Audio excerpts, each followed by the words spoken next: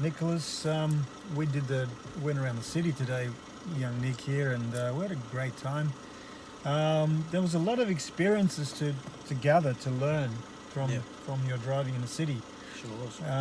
Wonderful. So, what were some of the things you encountered and on your drive? And we've been driving for about an hour around the city, and there was some stuff or situations that we got into, and there was things that we learned. And I just want you to go back in time and think about how you went, what further improvements we need to think about and actually um, do next time.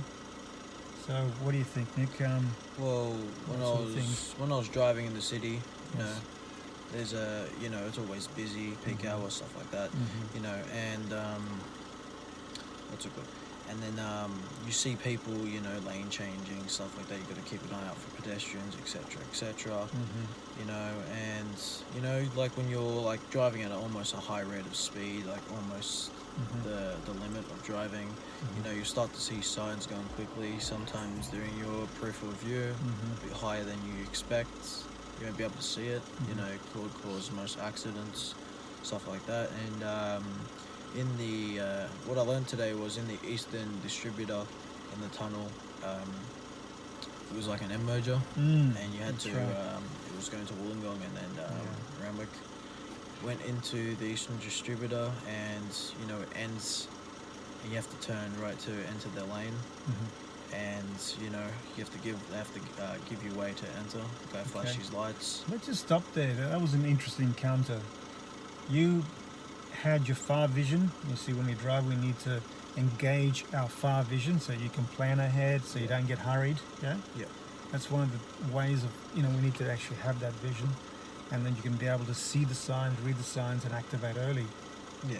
It's called planning ahead in our driving. It's called the far vision, and once you did that, you're able to control your environment.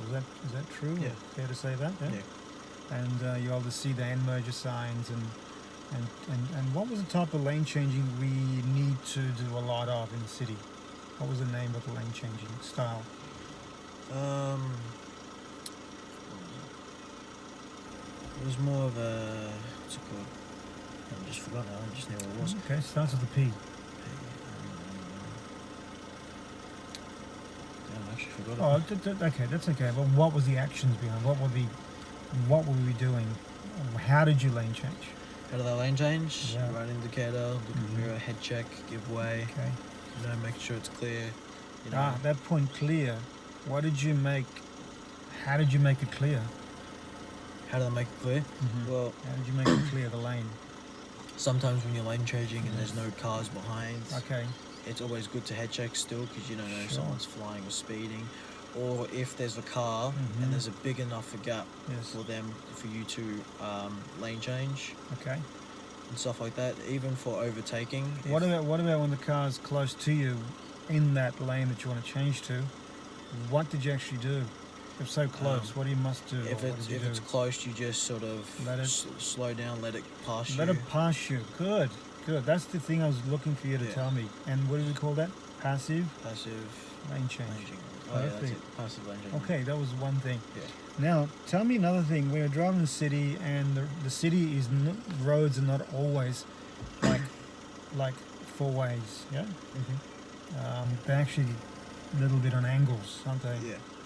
So how did you deal with going from right lane to right lane sometimes Well, when the roads didn't completely connect?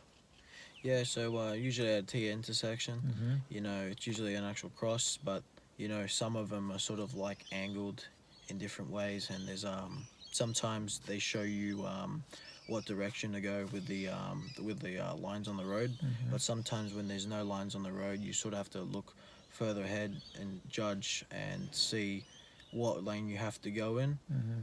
So sometimes double lines actually help you guide you to know which lane is which, Mm-hmm. and sometimes you're in a 3 lane. Mm-hmm. There could be just only one right-hand lane turning Mm-hmm. right, Mm-hmm. and you can just be going straight. The other one could be going left or going straight, Mm-hmm. and really, it's just you see further ahead, and you be like, okay, I'm in the right lane. I stick to the right lane, Mm-hmm. and if I need to change later on, I can just go in the right lane, stay in the right lane, and then when it's safe, Yep. passive lane changing, Beautiful. I'll switch. Cool, but you also tell me, let me get this right. Yep. Let me verify and clear up what you're saying, cool? Mhm. Yes, you're in the right lane, but next to you is an adjacent right turning lane, cool? Yeah. You identify that, and then you identify across the street where your path is, Yeah. you identify your right lane by being left of a double line or an island. Yes. So you never lose your track. That's what happens with losing your tension. That could happen. Yep. Yeah. And I think I caught you one time moving the wrong lane, didn't I? And I had to steer you into the correct just lane. a tiny bit. I get everyone on that one. Yeah, it Cool. just Around Castle Ray Street. Yep. yeah, I just saw the lines bend, and then I realized I was merging into a different lane. So I was like, oh Mhm. damn. Mm. All right. Well, that was wonderful.